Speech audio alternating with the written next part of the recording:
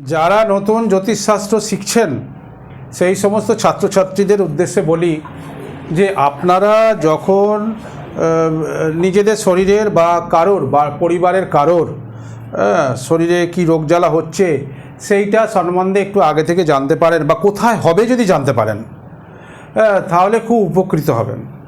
হ্যাঁ, এখন ব্যাপার হচ্ছে যে শরীরের 12টা যে ভাব আছে যে রাশিচক্রে, সেই 12টা ভাবে শরীরটাকে 12টা ভাগে ভাগ করা যায়, 12টা part part part part part যেমন পড়িয়ে পড়িয়ে যাচ্ছে, দেখেছেন আগের ভিডিওগুলোতে। এখন যেটা পড়াচ্ছি সেটা হচ্ছে 11th হাউস, অর্থাৎ 11 নম্বর ঘর। এটা ন্যাচারাল জোডিয়াক অনুযায়ী কুম্ভ রাশিতে পড়ে। এখান থেকে কি পাবেন, কোন জায়গাটা পাবেন, হাঁটু থেকে হাঁটু মকরে চলে গেল, হাঁটুর নিচে থেকে মানে হাঁটু থেকে আরম্ভ, স্টার্টিং হাঁটু থেকে আপ টু একদম গোড়ালি। হ্যাঁ, এখানে কি পড়ছে দেখুন, গোড়ালি পর্যন্ত। এর মধ্যে একটা মিডিল পোর্শন আছে, সেটা হচ্ছে আমরা ঘরোয়া ভাষায় কি, ডাক্তারি ভাষায় কি বলে আমি সেটা বলতে পারবো না, মেডিকেল টার্মস নানা রকম আছে।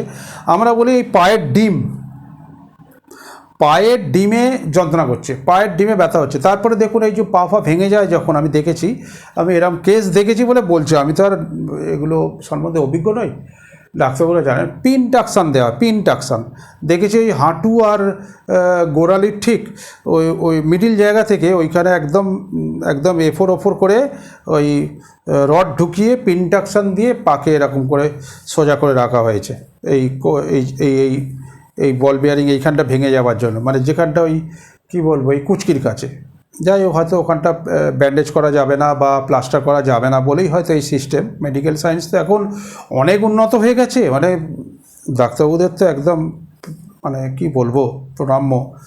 তো যাই হোক, এখন কথা হচ্ছে যে এখানে পায়ের নালি হাঁটু থেকে পায়ের গোড়ালি পর্যন্ত, এছাড়া পায়ের ডিম, এইটুকু পোর্শনে যা যা প্রবলেম হবে আগে থেকে বুঝতে পারবেন। এবং এই জায়গাটা ড্যামেজ হবে, এই 11th হাউস ড্যামেজ হবে আপনার লগ্ন সাপেক্ষে, যেটা 11th জায়গা সেইখানটা গিয়ে ল্যাপিং করবেন, এই জায়গাটা ড্যামেজ হবে। এবং ন্যাচারাল জোডিয়াক অনুযায়ী কুম্ভের ঘরটা ড্যামেজ হবে এবং এর অধিপতি স্যাটার্ন কিন্তু পাওয়ারলেস হবে।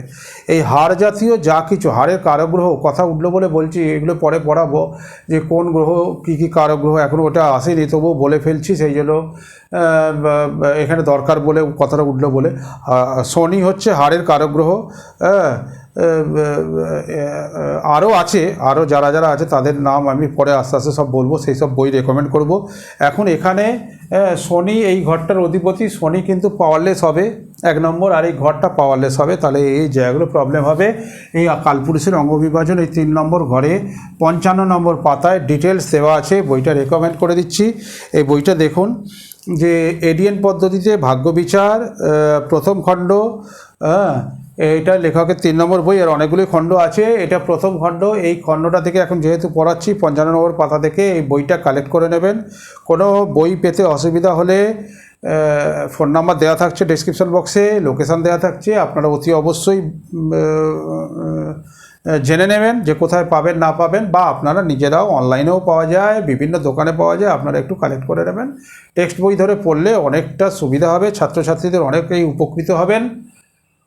আর যেটা বলা সেটা হচ্ছে অতি অবশ্যই চ্যানেলটাকে সাবস্ক্রাইব করে দেবেন, লাইক শেয়ার করে দেবেন। নমস্কার, সপরিবারে ভালো থাকবেন।